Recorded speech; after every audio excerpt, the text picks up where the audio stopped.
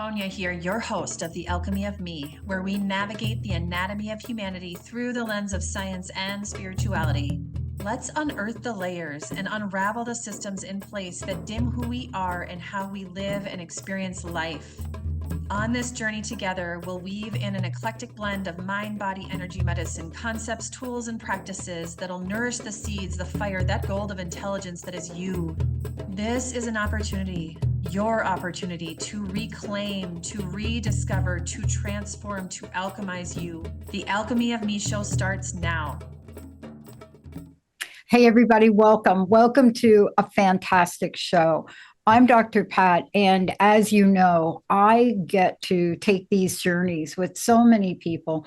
But before we even get to the live show, we work together. Tonia and I have really set the stage as we move forward. And I'm really a minor player in this because my role is to make sure all of you get the information and the messages from an amazing individual, somebody that has dedicated their lives to looking at the world, looking at humanity, putting it all together and saying, wait a minute, what does it mean to be me in this world? That's why the Alchemy of Me with Tonia, my very, very special co-host today, is all about the anatomy of humanity through the lens of science and spirituality.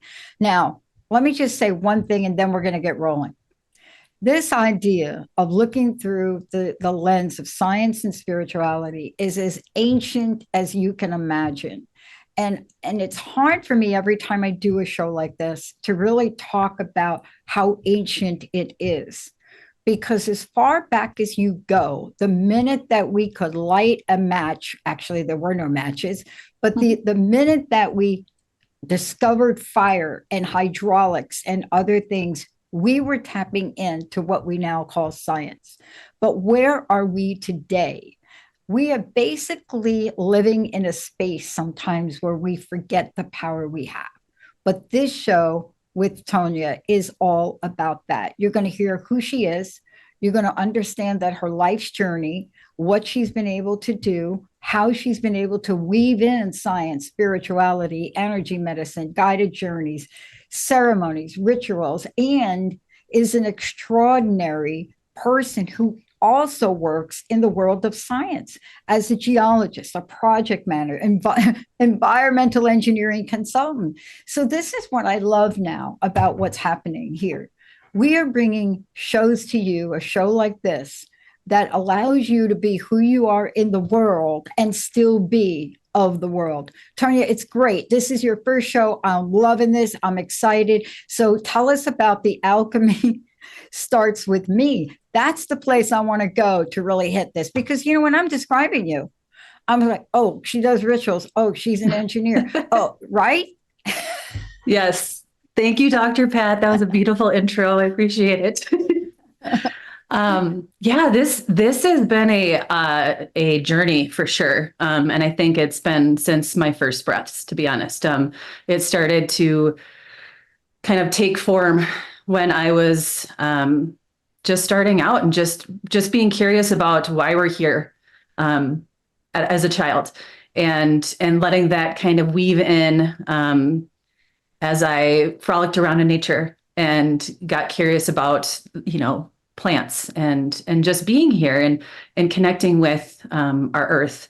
And then that led into, you know, later, many years later, becoming a scientist. And so that was, you know, that's part of my foundation. That's part of who I am, but that's not who I am.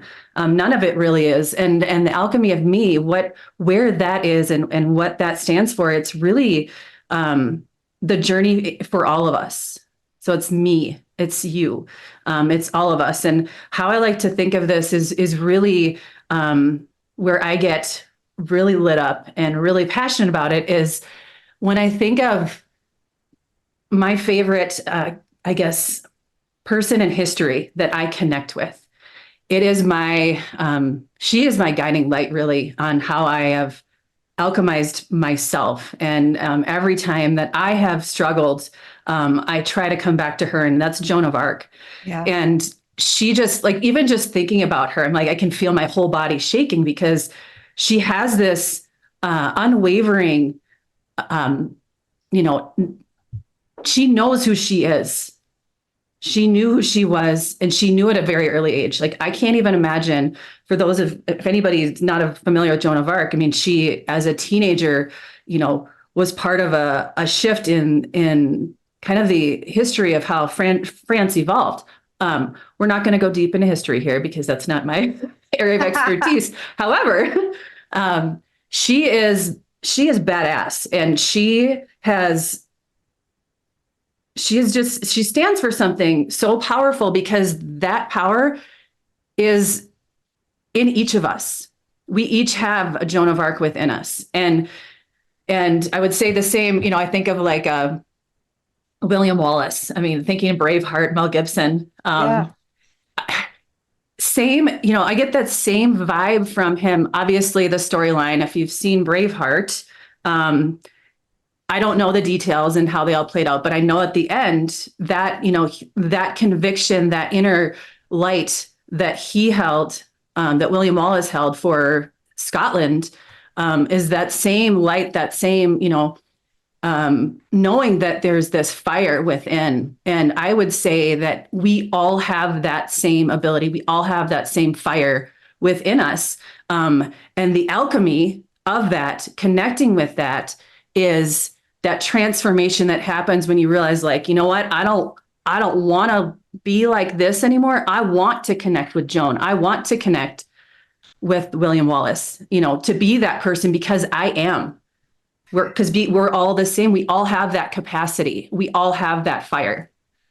I love that we're talking about this, because for those of you that don't, you know, or need a refresher on Joan of Arc, I think the point that you're making is that when we look at our lives and our worlds, and we look at people, and, you know, you and I talked about Joan of Arc early on, you know, when we first met. And I remember the first time I was introduced to Joan of Arc, you know, in live form. And of course, it had to be a movie. So let's just be right there with that. Yep.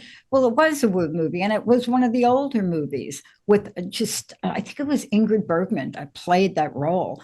And I remember being so engaged in the emotional side of that. And see, I think that this is what we're talking about. I really want you to talk about this, because when we talk about alchemy, there are so many people that don't understand that one word includes body, mind, spirit, and emotions. Just that one word encapsulates what the energy of that is.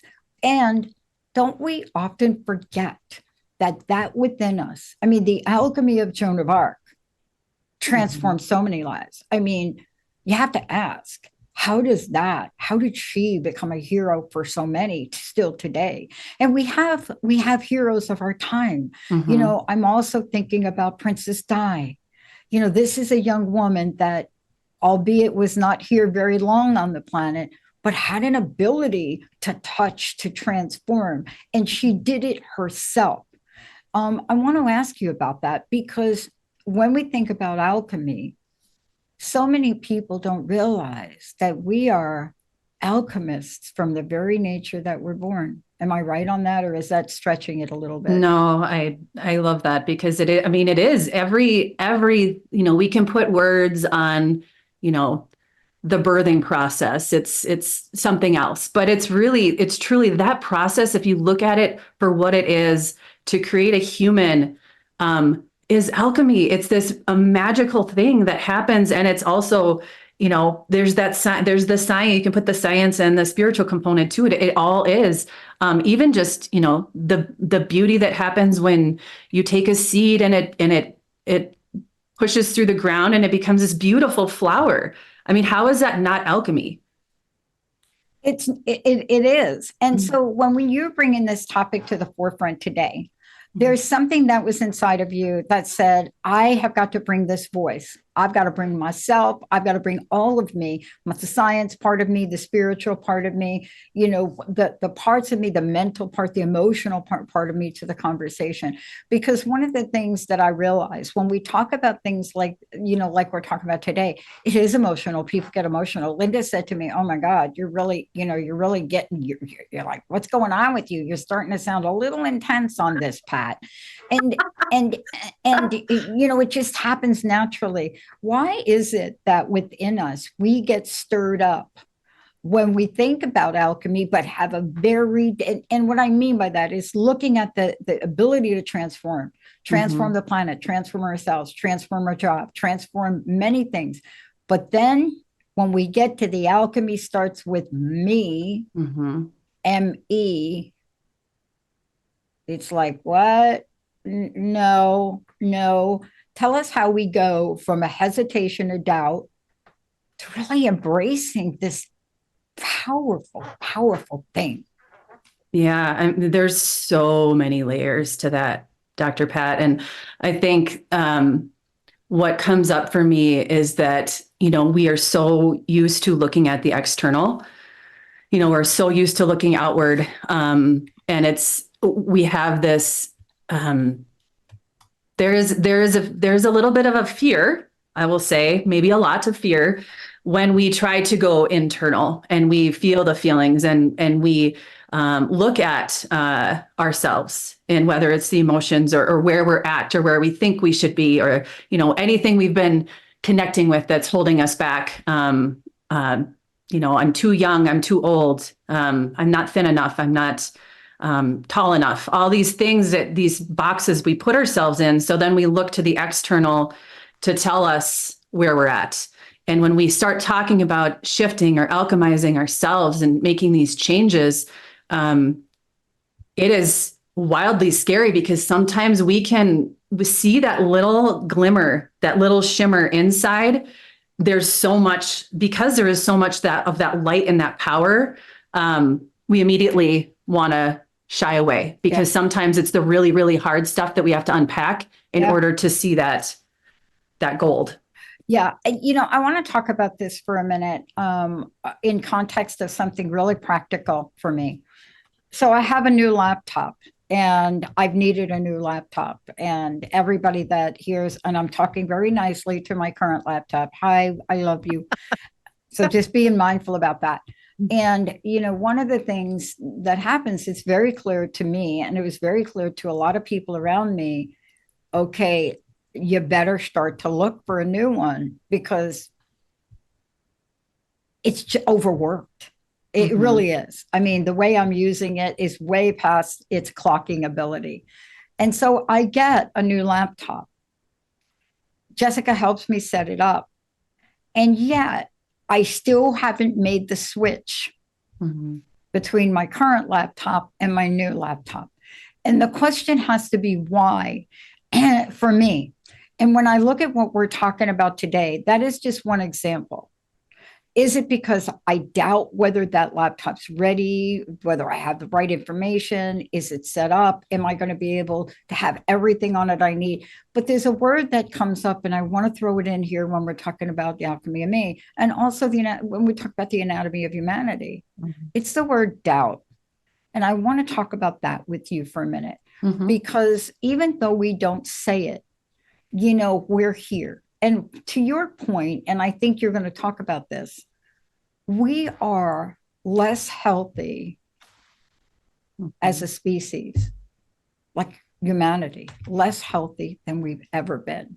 I mean, just listen to that.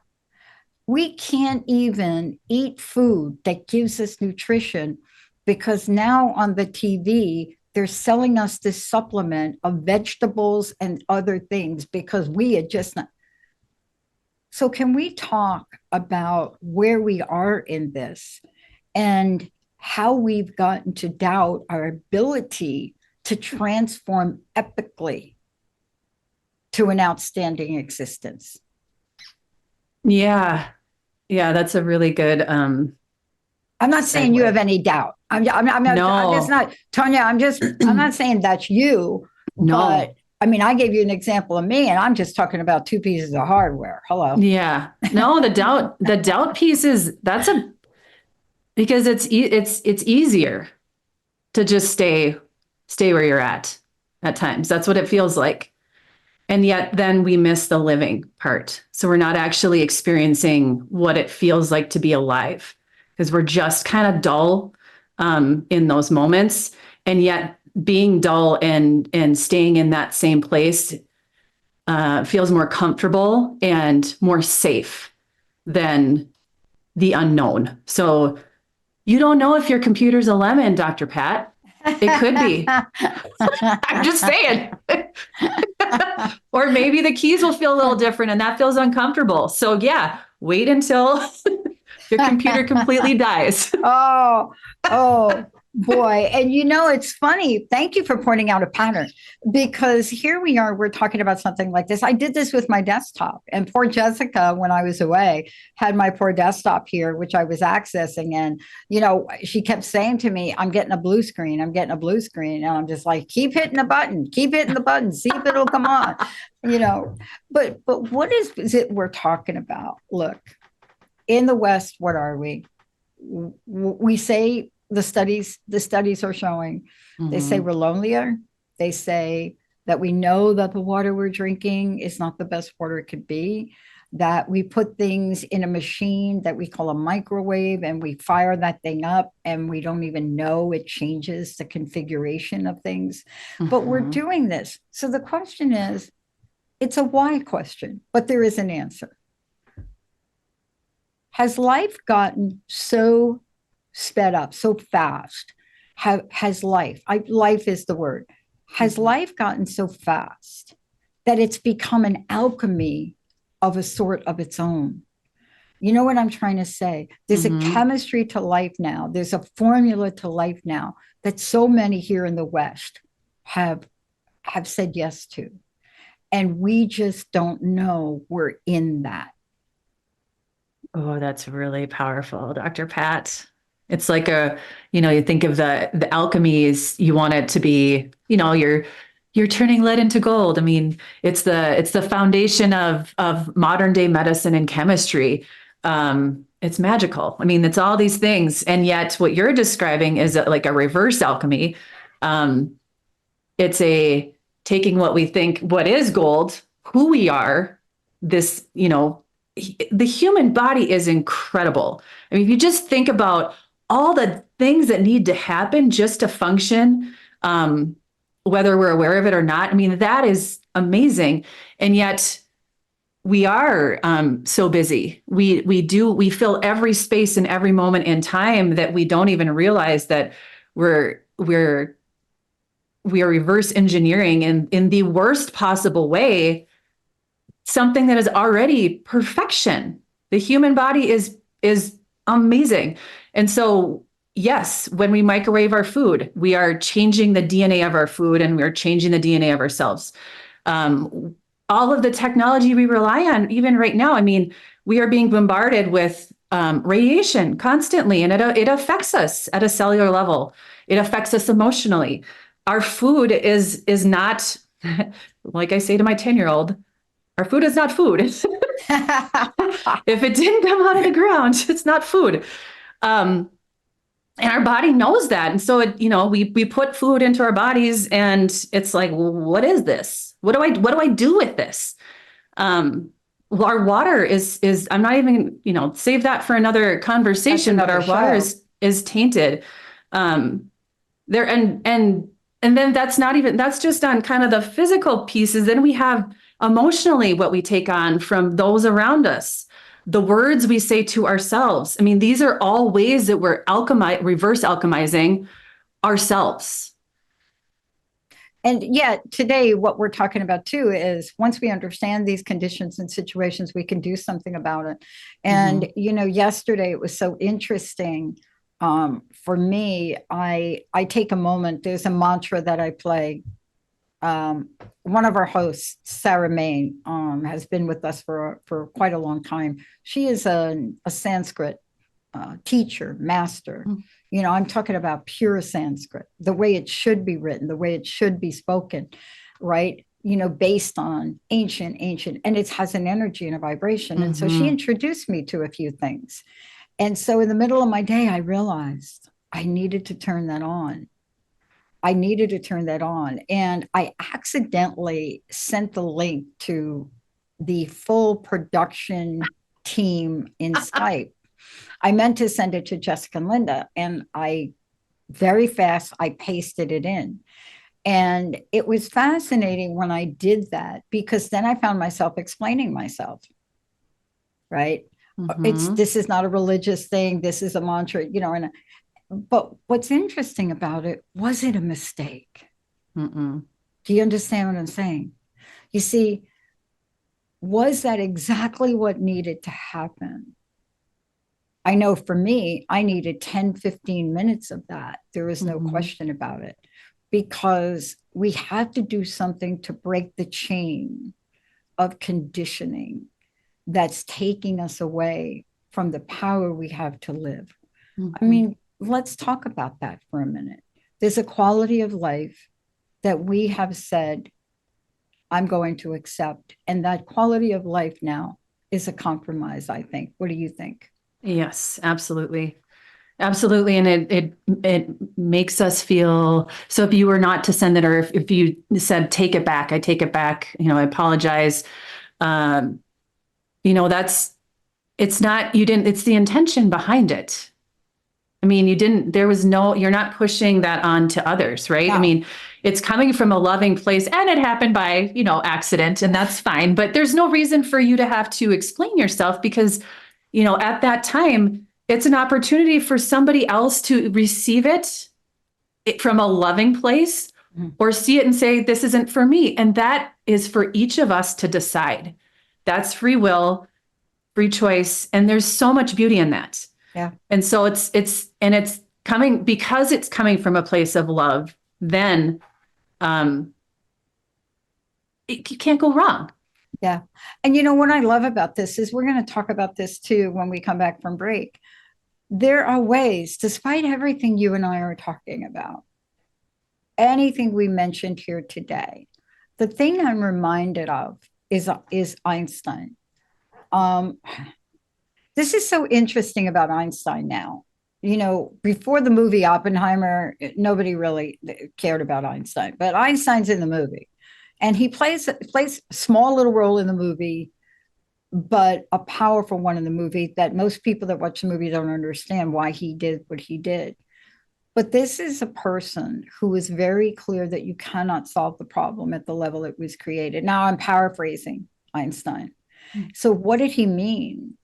Did he mean that we cannot solve the problem at the level it was created without stepping outside of that part of ourselves into a more invisible, spiritual, alchemistic perspective? See, I think that's what he was talking about. I think he knew darn well that his discoveries were really magical. They were mystical. They were alchemy at its best. I think Einstein knew that at a deep, deep level. And yet, don't you find it interesting? It's so hard for us to understand that one quote. What's interesting is I haven't seen that movie yet, Dr. Pat. Oh, However, don't worry. It's on my list. That's okay.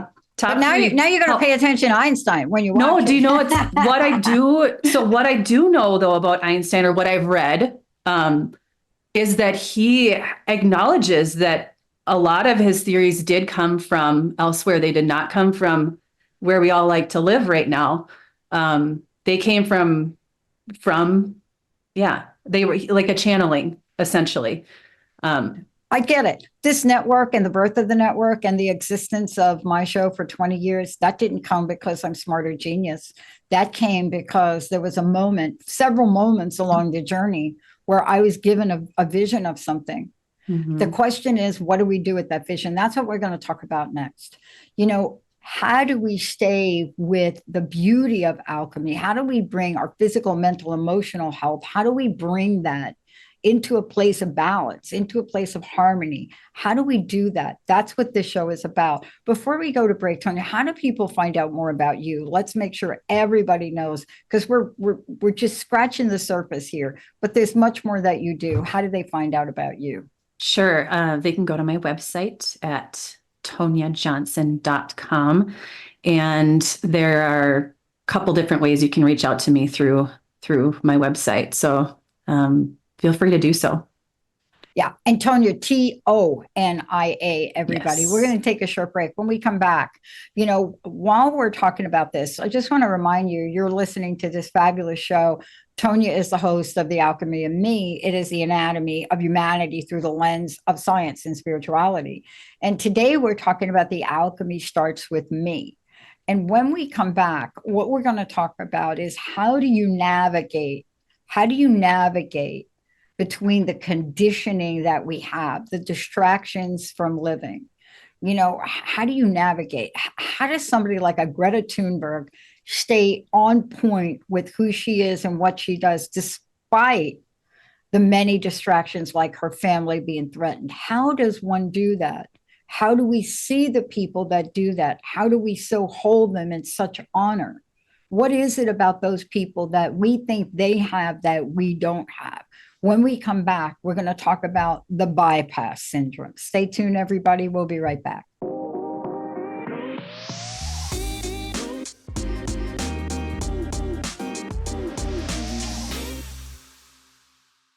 Wow. Hey, everybody. Welcome back. I'm Dr. Pat, and I am so honored to take this journey with Tonia Johnson. This show is The Alchemy of Me.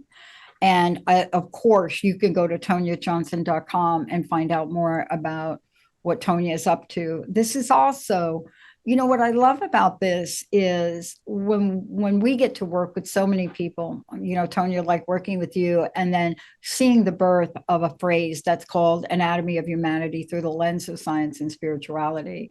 And it really is the place we really need to look. And I want to talk about distraction, but I also want to quote a couple of things here. You pulled out a number of quotes, but we were talking about Carl Jung during the break. And I was sharing with you that one of the interviews I've heard of him or read about him is he had a few regrets, but the regrets he had was he should have said more. He should have said more about spirituality. He should have said more. I wish I would have said more. And he felt he couldn't. And yet his quote that we're going to use today is that the privilege of a lifetime is to become who you truly are. Mm-hmm. You see, why would he use that quote? Because this is somebody that really struggled with becoming who he truly was. So that gets us to this point. That privilege is more important now than it's ever been. Mm-hmm. We see it, especially with young women who are giving, albeit opportunities of a lifetime that my generation or the generation before mine didn't have. And yet they still don't realize that they don't have equal rights in this country. They still don't realize that there's so much that still presents a gap. Mm-hmm. But let's talk about this next part, because there is conditioning for all of us. I play a sport. I condition myself for that sport. And I have to do it not just physically, but mentally and spiritually to play the sport I live. But yet, on any given day, I'm like everybody else. I can be distracted in a nanosecond and lose a gold medal. Doesn't take much for me, just saying. But let's talk about this conditioning which distracts us from living, which you talk about so beautifully. Yeah, it's the stories that we tell ourselves. It's the stories that are rooted in the past. It's the stories we tell ourselves and those that others tell us. I mean, thinking of, the kids on the playground that tell you that you're going to be picked last for baseball or whatever. It doesn't matter. That sticks with you. And it's the friend, the confidant that the person you truly trust that says something to you that eats you at the core. It's your partner that's continuing to break you down. And yet the most powerful one are the stories, the words we use on ourselves, because it comes back to us. Like, we get to choose what kind of dialogue we have with ourselves. Some of the stuff I've said to myself over the years as an adult, if I was to talk to myself like that, and we all do it, if I was to talk to my 7-year-old self like that, oh my gosh, that is abuse. I mean, the things that we say, they stick with us, and they become layers of heaviness, and they color how we see ourselves. They color how we see others. They color how we see the world. They color how we see our bodies, and then, whether or not we're going to engage with the person looking at us in any situation. We create these limiting beliefs around that. It's what I was mentioning earlier about the I'm not enough this, or I'm not enough that, there's not enough time. We seem to find a lot of time to scroll social media to avoid, whatever it is we're trying to not feel. And then how do we feel after that? A lot of times we don't even realize like how muddled we feel and how disconnected we feel and by looking at the external. So taking that opportunity to take a step back and say, like, how do I feel right now? I feel like garbage. Okay, so what are we going to do about it? I'm going to do it again in about 7 minutes, because I've conditioned myself to do this over and over and over again. And then we blame ourselves and we blame others for making these choices. Oh, but let's talk about projection, shall we? Yes. Because you just brought it up, and I want to stay with this. Distraction leads to projection, which leads to association, which leads to attachment. What I just said right there. That was really good, right? Do you want to repeat that? That was really good. Sierra's going to have to pull that up, but let me explain what I mean. Okay. So I mentioned Greta not too long ago, Greta Thunberg, who I've watched since she was so young, and they were so young, beautiful, young, amazing. And of course, you just watch that and you want to be that. And then they threaten her family's life. They threaten everything about her. And she doesn't roll over, right? Mm-hmm. Malala Yousafzai, doesn't roll over, shot in the head, doesn't roll over. And the other week, I got a little hooked. What did you call it? Distracted by social media? Is that what you called it? Something like that? I don't even remember. Okay. But the people that I was talking to about it, they looked at me and they said, really? Seriously, Pat, in your life, this is what you're talking about? Brie Larson, the actor Brie Larson. Yeah. And I have been a fan of Brie Larson. I mean, so I got a little bit annoyed because she became the scapegoat for the latest Marvel's movie. She became the scapegoat. Mm-hmm. And yet it doesn't stop her. I don't know if anybody follows her throughout COVID, throughout the pandemic, but she did daily videos every day to uplift people. And yet, here we are watching one of the things in our society are mega corporations that own media, the 2 media companies that own media, shed their responsibility for making the important decisions. And then you watch the anger and the meanness on social media, and it's confusing to me. Mm-hmm. We seem to be thriving on the pitfalls of others. We seem to be thriving on that. And for a moment, I got hooked. And that's what I'm saying. But why did I? Because there's a part of her journey that was a lot like my journey growing up. I'm not a top actor. She is. I don't have those credentials, but I do know what it's like to be bullied. And you see, we're living in a world now that it's hard these days. The lines are so blurred between what's mine, Tonia, and what's yours, what's mine and what's Bree's, where I'm going to put my attention. How toxic is it for us to buy into the distractions that hold us back from what Carl Jung talked about? Yeah, it's interesting to think about that, because it brings up a lot around the, whether you would say those words, you would be able to use those kind of words face to face. Some of the just hateful pieces that, I mean, I'm not interested in engaging in anything like that at all, because it's so heavy. And you know what it is, Dr. Pat, it is when, and this is where, again, gets me fired up. It's the taking the human out of humanity, where it's like we literally can't even see that other person as a human. And then that is fascinating, because that is a projection of our own garbage, our own stuff. Yeah. And to think that we have it all figured out, each of us, we don't. No, I don't have it all figured out. I don't, but I like to show up here and ask the questions so that other people can figure it out. To get curious. But one of the things you talk about is we're conditioned to judge and blame each other. And that really is the example I gave. I gave one example because I live, people ask me, what the heck? What are you doing? What do you talk about pop culture so much? I said, wait a minute. Okay, so can I give you my New York version of this? Please. You don't know me, right? Like, you don't know me.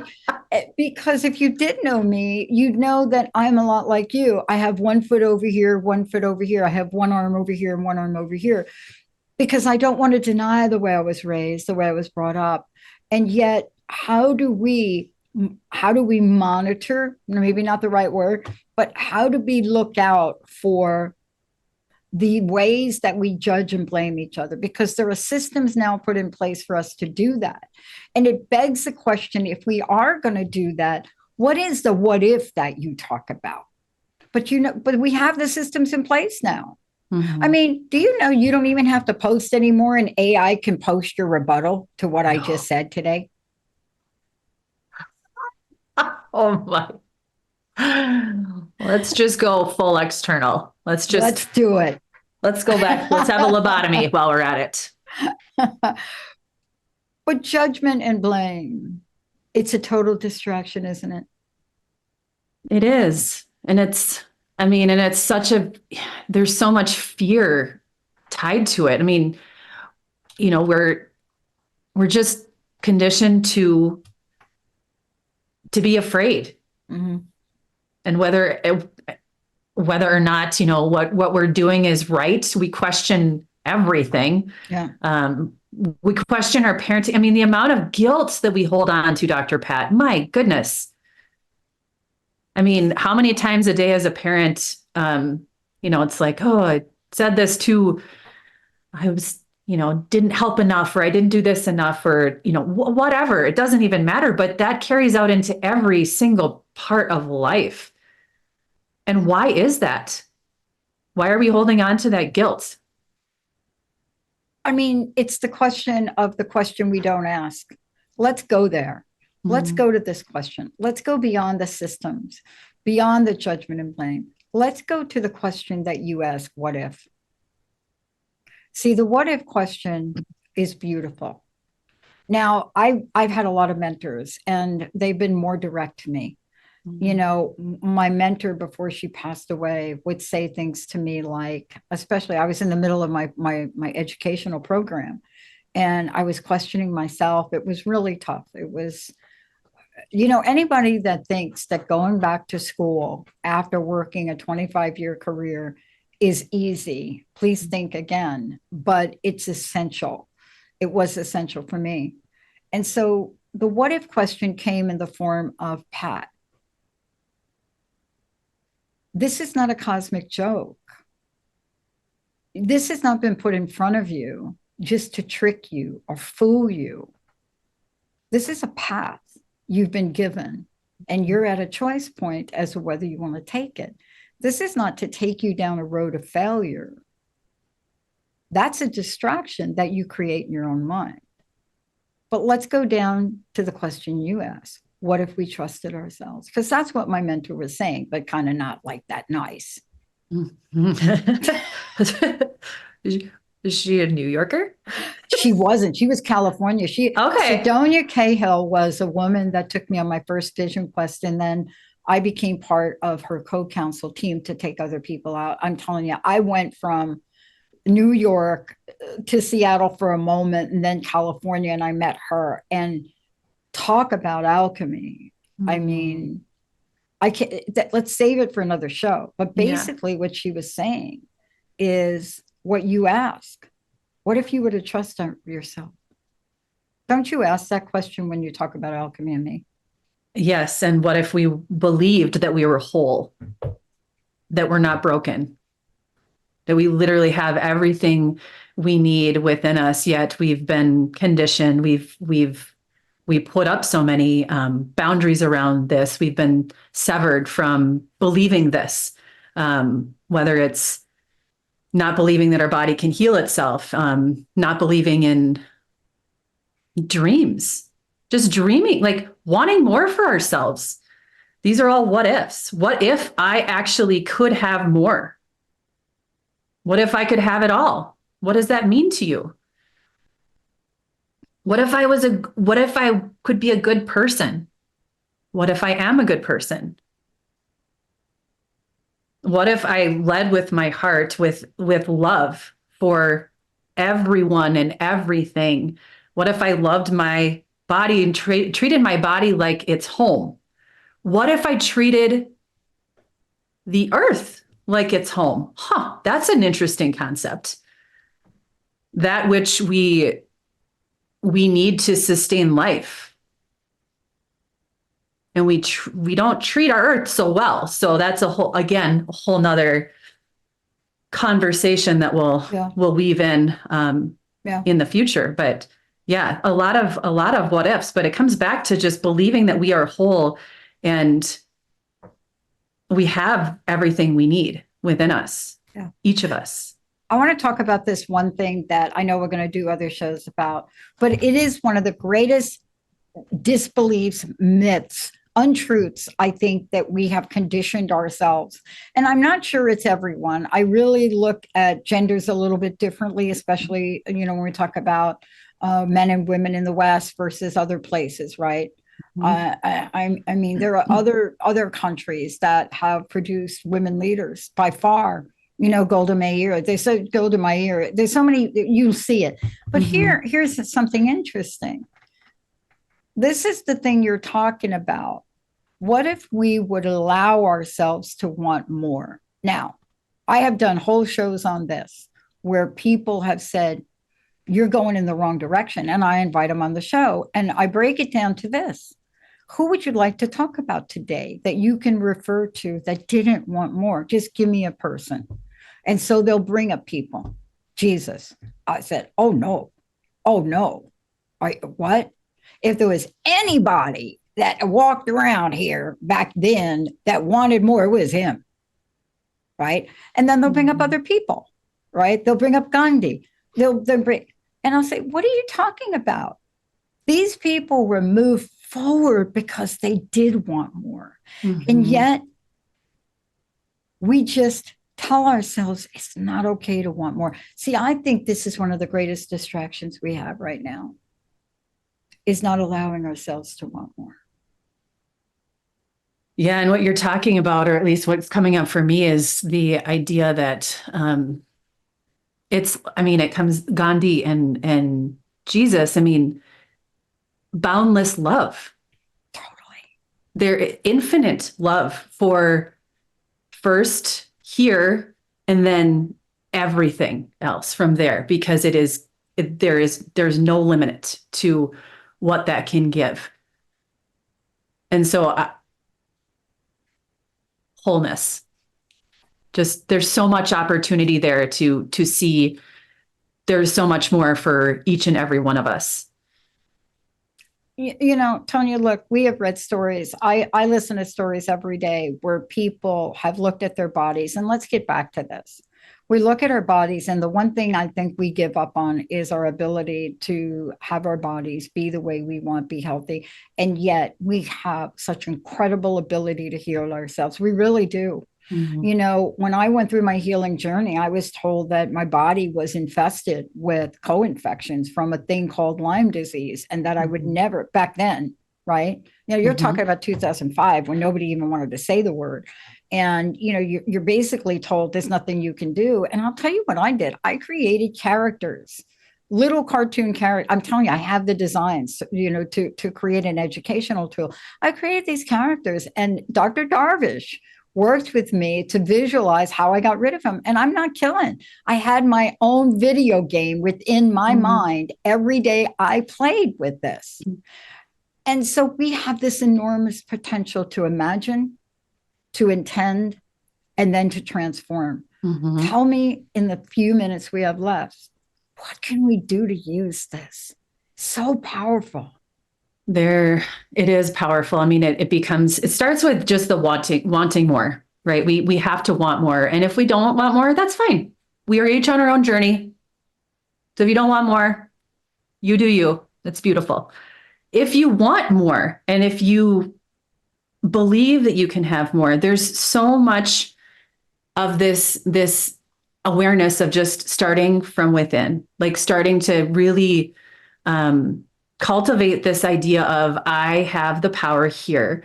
Yes, I need support. I need support. And that's beautiful. We are here to support one another, right?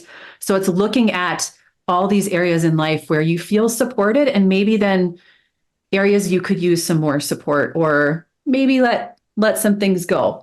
There's a shedding that has to happen.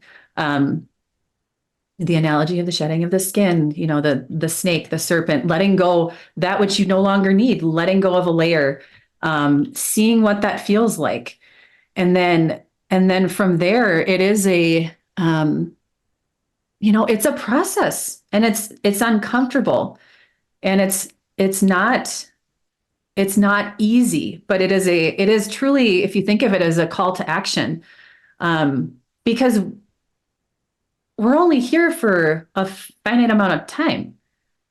And how do we want to experience it? What kind of legacy do we want to live here right now? What kind of experience do we want to have? And it actually brings me to, you know, thinking of Joe Dispenza. He's got this whole thing. I mean, he healed himself, and he's got, you know, Becoming Supernatural. That's an interesting book. It's very science-based. Yep. Beautiful read. There's a lot of good tools in there too, if you like the science and kind of that exploration. But he has a lot of good tools around just empowering yourself to truly see, like, you can do this. Like, your bodies, again, coming back to our bodies are able to alchemize, just this revert, you know, going from the reverse alchemy to alchemizing ourselves back into recognizing that we have the power to heal ourselves emotionally, physically, spiritually, at all levels. Yeah, I love this conversation. I know we're going to talk about it more, Tonia, but I'll tell you why I love it, because I had an aha moment the other day. I'm working with Barbara Scheidegger, who you'll meet. And she's just come out of the gate, just like you said. I mean, there's so many of you are just poof, there you are. And you're changing the narratives. And she's changing the narratives about ageless living. She doesn't use that term. She's created the ageless zone, because what she's saying is, look, we are distracted by the many ways our mind has taken a word age that is defined by a number, and we are just capping ourselves. And we were having a conversation. I was having a conversation the other day, and somebody says, oh, I think I want to do that. I want to be Betty White, lived 100. I said, I don't. I want to be like Moses and them people. What did they live? 900 years. So in our own thinking, where we think we are unlimited, we cannot even think to ourselves that this beautiful system that we've get. Let me just say this to Mr. Joe. He's right. But there's one thing I want to say. We are superhuman.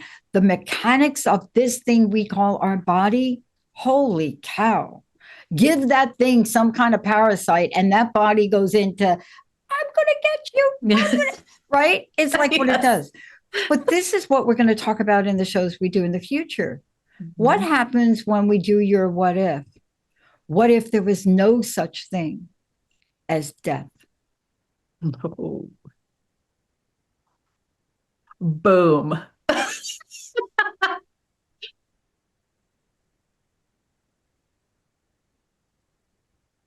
What if? And the reason I bring that up is because I do think we are superhuman. I have watched it. You have seen it. You've lived it in your own life, your own healing journey, mine. And yet what I realize, what if I would have truly taken that journey without any doubt, with pure, unaffected faith and belief? What if I were to do that? And this is really what you're talking about, aren't you, when you talk about the alchemy of me, aren't you? Yeah, it's a choice. We get to choose, each of us.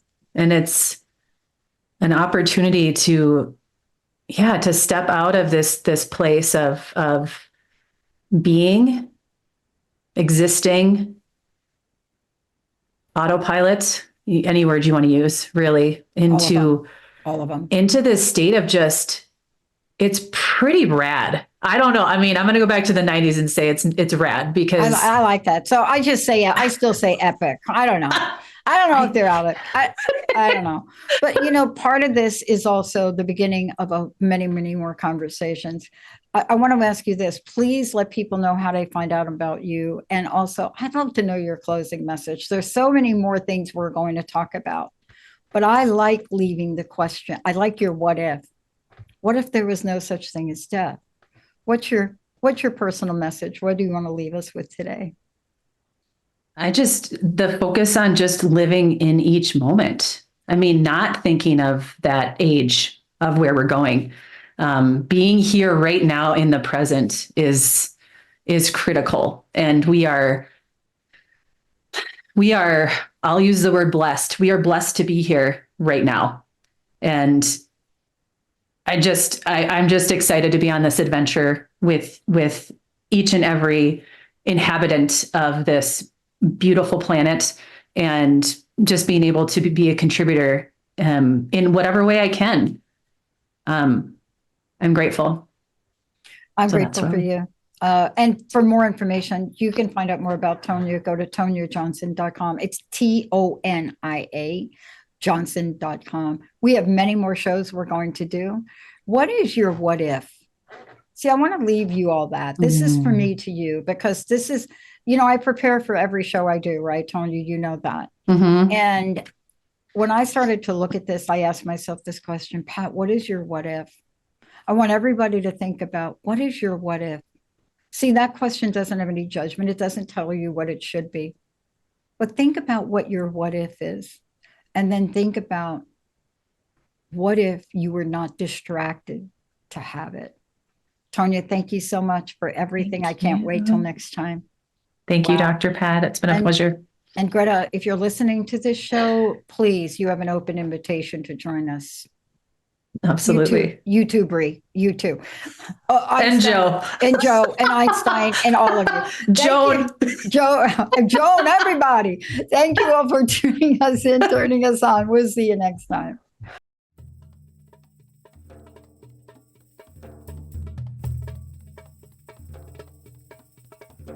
Thank you for listening to The Alchemy of Me, where we navigate the anatomy of humanity through the lens of science and spirituality. For more mind-body energy medicine concepts, tools, and practices to nourish the seeds, the light, the fire, that gold of intelligence that is you, tune in every first and third Wednesday at 8 a.m. Pacific Standard Time on transformationtalkradio.com. For more information about me and my work, please visit toniajohnson.com. That's toniajohnson.com.